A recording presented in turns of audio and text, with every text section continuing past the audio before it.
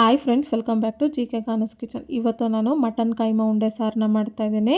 Military hotel ಸ್ಟೈಲ್ನಲ್ಲಿ ಈ ಕೈಮಾ ಉಂಡೆ ಒಂಚೂರು ಹೊಡಿದಿರ ತುಂಬಾ ಪರ್ಫೆಕ್ಟಾಗಿ ಮನೆಯಲ್ಲಿ ಈ ಥರ ಕೈಮಾ ಉಂಡೆ ಸಾರನ್ನ ಹೇಗೆ ಮಾಡೋದಂತ ನೋಡೋಣ. ಇಲ್ಲಿಗೆ ಈ ಕೈಮಾ ಸಾರನ್ನ ಮಾಡೋದಕ್ಕೆ ನಾನು ಅರ್ಧ kg ಆಗಷ್ಟು ಮಟನ್ ಕೈಮಾನ ತೊಗೊಂಡಿದ್ದೀನಿ. ಇದಕ್ಕೆ ಈ ಥರ ಮಸಾಲಾನ ರೆಡಿ ಮಾಡ್ಕೊಳ್ಳೋದಕ್ಕೆ ಏನೇನು ಪದಾರ್ಥಗಳು ಬೇಕು ನೋಡ್ಕೊಳ್ಳೋಣ. ಮೊದಲಿಗೆ ನಾನು ಈ ಥರ 8 ಹಸಿಮೆಣ್ಸಿನ್ಕಾಯಿನ ತೊಗೊಂಡಿದ್ದೀನಿ. ಒಂದು ಇಡೀ ಆಗಷ್ಟು ಉದ್ದವಾಗಿ ಕಟ್ ಮಾಡಿದಂಥ ಈರುಳ್ಳಿ, ಹಾಗೆ ಒಂದು ಬೆಳ್ಳುಳ್ಳಿನ ಈ ಥರ ಸಿಪ್ಪೆ ಬಿಡಿಸ್ತೀರ ತೊಗೊಂಡಿದ್ದೀನಿ. ಈ ಥರ ಸ್ವಲ್ಪ ಶುಂಠಿನ ತೊಗೊಂಡಿದ್ದೀನಿ. ಹಾಗೆ 6 ಪೀಸ್ ಆಗಷ್ಟು ಲವಂಗ, ಒಂದು 4 ಪೀಸ್ ಆಗಷ್ಟು ಚಕ್ಕೆ, 2 ಟೇಬಲ್ ಸ್ಪೂನ್ ಆಗಷ್ಟು ಕಡಲೆಪಪ್ಪು, 1 ಟೇಬಲ್ ಸ್ಪೂನ್ ಆಗಷ್ಟು ಮೆಣಸು, 2 ಟೇಬಲ್ ಸ್ಪೂನ್ ಆಗಷ್ಟು ಧನಿಯಾ ಕಾಳು, ಹಾಗೆ ಒಂದು ಇಡೀ ಆಗಷ್ಟು ಕಾಯಿ ತುರಿನ ತೊಗೊತಾ ಇದ್ದೀನಿ. ಹಾಗೆ ಇದಕ್ಕೆ ಒಂದು ಕೈ ಹಿಡಿ ಆಗೋಷ್ಟು ಕೊತ್ತಂಬರಿ ಸೊಪ್ಪು, 2 ಟೇಬಲ್ ಸ್ಪೂನ್ ಆಗೋಷ್ಟು ಮೆಂತ್ಯ ಸೊಪ್ಪು, 2 ಟೇಬಲ್ ಸ್ಪೂನ್ ಆಗೋಷ್ಟು ಸಬ್ಬಕ್ಕಿ ಸೊಪ್ಪನ್ನ ಎಲ್ಲನೂ ಈ ಥರ ಸಣ್ಣದಾಗಿ ಕಟ್ ಮಾಡಿ ಇಟ್ಕೊಂಡಿದ್ದೀನಿ. ಈಗ ಎಲ್ಲ ಮಸಾಲ ಪದಾರ್ಥಗಳನ್ನೂ ಹುರ್ಕೊಳ್ಳೋದಕ್ಕೆ ಈ ಥರ ಒಂದು ಕಡಾಯಿನ ತೊಗೊಂಡು ಸ್ಟವ್ನ ಆನ್ ಮಾಡಿ ಸ್ವಲ್ಪ ಎಣ್ಣೆನ ಸೇರಿಸ್ತಾ ಇದ್ದೀನಿ. ಎಣ್ಣೆ ಕಾದ್ಮೇಲೆ ಮೊದಲಿಗೆ ನಾನು ಚಕ್ಕೆ, ಲವಂಗ, ಧನಿಯಾ, ಮೆಣಸು, ಹಸಿಮೆಣಸಿನ್ಕಾಯಿ, ಈರುಳ್ಳಿ, ಬೆಳ್ಳುಳ್ಳಿ ಹಾಗೆ ಶುಂಠಿನ ಸೇರಿಸಿ ಒಂದು ಸಾರಿ ಮಿಕ್ಸ್ ಮಾಡ್ಕೊತಾ ಇದ್ದೀನಿ. ಈ ಥರ ಮಿಕ್ಸ್ ಮಾಡ್ಕೊತ ನಾವು ಹಾಕಿರುವಂಥ ಈರುಳ್ಳಿ ಎಲ್ಲ ಈ ಥರ 50% ಅಷ್ಟು ಫ್ರೈ ಮಾಡ್ಕೋಬೇಕು. ಈರುಳ್ಳಿನ ಈ ಥರ ಫ್ರೈ ಮಾಡ್ಕೊಂಡಾದ್ಮೇಲೆ ಈಗ ಇದಕ್ಕೆ ಕಡಲೆಪಪ್ಪು ಹಾಗೆಯೇ ತುರಿದಿಟ್ಟಂಥ ತೆಂಗಿನಕಾಯಿ ತುರಿನ ಸೇರಿಸ್ಕೊತಾ ಇದ್ದೀನಿ. ಹಾಗೆ 2 ಟೇಬಲ್ ಸ್ಪೂನ್ ಆಗಷ್ಟು ಸಣ್ಣದಾಗಿ ಈ ಥರ ಕಟ್ ಮಾಡಿ ಇಟ್ಕೊಂಡಿರುವಂಥ ಸಬ್ಬಕ್ಕಿ ಸೊಪ್ಪು, 2 ಟೇಬಲ್ ಸ್ಪೂನ್ ಆಗಷ್ಟು ಮೆಂತ್ಯ ಸೊಪ್ಪು, ಹಾಗೆ ಒಂದು ಕೈ ಹಿಡಿ ಆಗಷ್ಟು ಕೊತ್ತಂಬರಿ ಸೊಪ್ಪನ್ನ ಸೇರಿಸಿ ಒಂದು ಸಾರಿ ಇದನ್ನು ಮಿಕ್ಸ್ ಮಾಡ್ಕೊತಾ ಇದ್ದೀನಿ. ಈ ಥರ ಮಿಕ್ಸ್ ಮಾಡ್ಕೊತಾ ಒಂದೇ ಒಂದು ನಿಮಿಷ ಇದನ್ನು ಫ್ರೈ ಮಾಡಿಕೊಂಡ್ರೆ ಸಾಕು. ಈಗ 1 ನಿಮಿಷ ಆದಮೇಲೆ ಸ್ಟವ್ನ ಆಫ್ ಮಾಡಿಕೊಂಡ್ರೆ ನೋಡಿ ಮಸಾಲೆ ಎಲ್ಲ ಈ ಥರ ಫ್ರೈ ಆಗಿದೆ. ಈಗ ನಾವು ಫ್ರೈ ಮಾಡ್ಕೊಂಡಿರುವಂಥ ಮಸಾಲ ಪದಾರ್ಥ ಎಲ್ಲ ಬಿಸಿ ಆರಿದ್ಮೇಲೆ ಈಗ ಇದನ್ನು ಈ ಥರ ಒಂದು ಮಿಕ್ಸಿ ಜಾರ್ಗೆ ಸೇರಿಸ್ಕೊಂಡು ಒಂದು ಕೈ ಹಿಡಿ ಆಗೋಷ್ಟು ಈರುಳ್ಳಿನ ಸೇರಿಸಿ ಸ್ವಲ್ಪ ನೀರನ್ನ ಸೇರಿಸಿ ಮಸಾಲಾನ ಈ ಥರ ರುಬ್ಬಿ ರೆಡಿ ಮಾಡಿ ಇಟ್ಕೊಂಡಿದ್ದೀನಿ.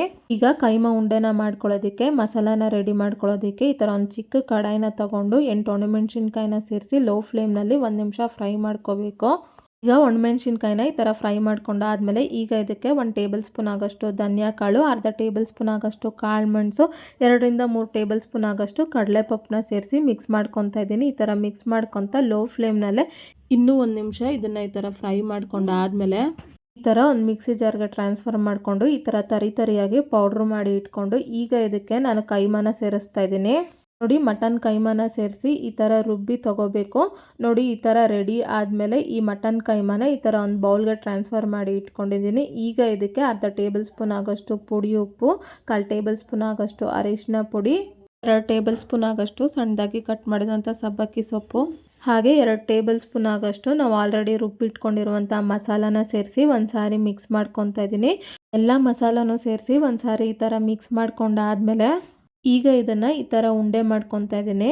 ನೋಡಿ ಈ ಥರ ಉಂಡೆ ಮಾಡಬೇಕಾದ್ರೆ ನಿಮ್ಗೆ ಏನಾದರೂ ಕೈಗೆ ಸ್ವಲ್ಪ ಅಂಡ್ದಂಗೆ ಅನಿಸಿದ್ರೆ ಕೈಗೆ ಸ್ವಲ್ಪ ಎಣ್ಣೆನ ಸವರ್ಕೊಂಡು ಉಂಡೆ ಮಾಡ್ಕೋಬೇಕು. ಹಾಗೆ ನಾನು ತಗೊಂಡಿರುವಂಥ ಅರ್ಧ kg ಕೈಮಾಗೆ 18 ಉಂಡೆ ಆಯಿತು. ನೋಡಿ ಕೈಮಾ ಉಂಡೆನ ಈ ಥರ ರೆಡಿ ಮಾಡ್ಕೊಂಡಾದ್ಮೇಲೆ ಈಗ ಈ ಕೈಮಾ ಸಾರನ್ನ ಮಾಡೋದಕ್ಕೆ ಈ ಥರ ಒಂದು ಕಡಾಯಿನ ತೊಗೊಂಡು ಸ್ಟವ್ನ ಆನ್ ಮಾಡಿ ಈಗ ಇದಕ್ಕೆ ಸ್ವಲ್ಪ ಎಣ್ಣೆನ ಸೇರಿಸ್ತಾ ಇದ್ದೀನಿ. ಎಣ್ಣೆ ಕಾದ್ಮೇಲೆ ಈಗ ಇದಕ್ಕೆ 1 ಟೇಬಲ್ ಸ್ಪೂನ್ ಆಗೋಷ್ಟು ಸಣ್ಣದಾಗಿ ಕಟ್ ಮಾಡಿದಂಥ ಮೆಂತ್ಯ ಸೊಪ್ಪು, ಹಾಗೆ 1 ಟೇಬಲ್ ಸ್ಪೂನ್ ಆಗೋಷ್ಟು ಸಣ್ಣದಾಗಿ ಕಟ್ ಮಾಡಿದಂಥ ಸಬ್ಬಕ್ಕಿ ಸೊಪ್ಪು, ಹಾಗೆ ಅರ್ಧ ಇಡೀ ಆಗೋಷ್ಟು ಈರುಳ್ಳಿನ ಈ ಥರ ಉದ್ದವಾಗಿ ಕಟ್ ಮಾಡಿ ಸೇರಿಸ್ತಾ ಇದ್ದೀನಿ. ಹಾಗೆ 1/4 ಟೇಬಲ್ ಸ್ಪೂನ್ ಆಗೋಷ್ಟು ಅರಿಶಿನ ಪುಡಿನ ಸೇರಿಸಿ ಒಂದು ಸಾರಿ ಮಿಕ್ಸ್ ಮಾಡ್ಕೊತಾ ಇದ್ದೀನಿ. ಈ ಥರ ಮಿಕ್ಸ್ ಮಾಡ್ಕೊತಾ ಈರುಳ್ಳಿ ಎಲ್ಲ ಈ ಥರ ಲೈಟ್ ಗೋಲ್ಡನ್ ಬ್ರೌನ್ ಬರೋ ತನಕ ಫ್ರೈ ಮಾಡ್ಕೋಬೇಕು. ಈ ಥರ ಫ್ರೈ ಮಾಡ್ಕೊಂಡಾದ್ಮೇಲೆ ಈಗ ಇದಕ್ಕೆ ನಾವು ಆಲ್ರೆಡಿ ರುಬ್ಬಿರುವಂಥ ಮಸಾಲಾನ ಸೇರಿಸ್ತಾ ಇದ್ದೀನಿ. ಈ ಥರ ಮಸಾಲಾನ ಸೇರಿಸ್ಕೊಂಡಾದ್ಮೇಲೆ ಈಗ ಇದಕ್ಕೆ ಸ್ವಲ್ಪ ನೀರನ್ನ ಸೇರಿಸ್ತಾ ಇದ್ದೀನಿ. ನಿಮ್ಗೆ ಎಷ್ಟು ಕನ್ಸಿಸ್ಟೆನ್ಸಿ ಬೇಕೋ ಅಷ್ಟು ನೀರನ್ನ ನೀವು ಸೇರಿಸ್ಕೋಬೋದು. ನೀರನ್ನ ಸೇರಿಸ್ಕೊಂಡು ಒಂದು ಸಾರಿ ಮಿಕ್ಸ್ ಮಾಡ್ಕೊತಾ ಇದ್ದೀನಿ. ಈ ಥರ ಮಿಕ್ಸ್ ಮಾಡ್ಕೊತಾ ನೋಡಿ ಕನ್ಸಿಸ್ಟೆನ್ಸಿ ಈ ಥರ ಇದ್ದರೆ ಸಾಕು. ಈ ಥರ ಮಿಕ್ಸ್ ಮಾಡ್ಕೊಂಡಾದ್ಮೇಲೆ ಈಗ ಇದಕ್ಕೆ ರುಚಿಗೆ ತಕ್ಕಷ್ಟು ಕಲ್ಲುಪ್ಪನ್ನ ಸೇರಿಸ್ಕೊಂಡು ಇನ್ನೊಂದು ಸಾರಿ ಇದನ್ನು ಮಿಕ್ಸ್ ಮಾಡ್ಕೊತಾ ಇದ್ದೀನಿ. ಈ ಥರ ಮಿಕ್ಸ್ ಮಾಡ್ಕೊಂಡಾದ್ಮೇಲೆ ಈಗ ಇದ್ರ ಮೇಲೆ ಮುಚ್ಚಿಟ್ಟು 20 ರಿಂದ 25 ನಿಮಿಷ ಈ ಮಸಾಲಾನ ಬೇಯಿಸ್ಕೋಬೇಕು. ಈಗ 20 ನಿಮಿಷ ಆಗಿದೆ, ಮಸಾಲೆ ಎಲ್ಲ ಈ ಥರ ಬೆಂದಿದೆ. ಈಗ ಇದಕ್ಕೆ ಅರ್ಧ ಪೀಸ್ ಆಗೋಷ್ಟು ನಿಂಬೆಹಣ್ಣು ರಸನ ಸೇರಿಸ್ಕೊತಾ ಇದ್ದೀನಿ. ಈ ಥರ ನಿಂಬೆಹಣ್ಣು ರಸನ ಸೇರಿಸ್ಕೊಂಡು ಇನ್ನೊಂದು ಸಾರಿ ಇದನ್ನು ಮಿಕ್ಸ್ ಮಾಡ್ಕೊತಾ ಇದ್ದೀನಿ. ಈ ಥರ ಮಿಕ್ಸ್ ಮಾಡ್ಕೊಂಡಾದ್ಮೇಲೆ ನೀವು ಇಲ್ಲಿ ನೋಡ್ಬೋದು ಈ ಸಾರು ಈ ಥರ ಚೆನ್ನಾಗಿ ಕುದೀತಾ ಇದೆ. ಈ ಥರ ಕುದೀತಾ ಇರಬೇಕಾದ್ರೆ ಕೈಮಾ ಉಂಡೆನ ಸೇರಿಸಿದ್ರೆ ಕೈಮಾ ಉಂಡೆ ಒಡೆದೋಗುತ್ತೆ. ಈಗ ಫ್ಲೇಮ್ ಫುಲ್ಲು ಆಫ್ ಮಾಡಿಕೊಂಡು ಒಂದೊಂದೇ ಕೈಮಾ ಉಂಡೆನ ಈ ಥರ ಸೇರಿಸ್ಕೊತಾ ಇದ್ದೀನಿ. ನೋಡಿ ಈ ಥರ ಎಲ್ಲ ಕೈಮಾ ಉಂಡೆನೂ ಸೇರಿಸ್ಕೊಂಡಾದ್ಮೇಲೆ ಈಗ ಒಂದು ಸಾರಿ ಇದನ್ನು ಈ ಥರ ಮಿಕ್ಸ್ ಮಾಡ್ಕೊತಾ ಇದ್ದೀನಿ.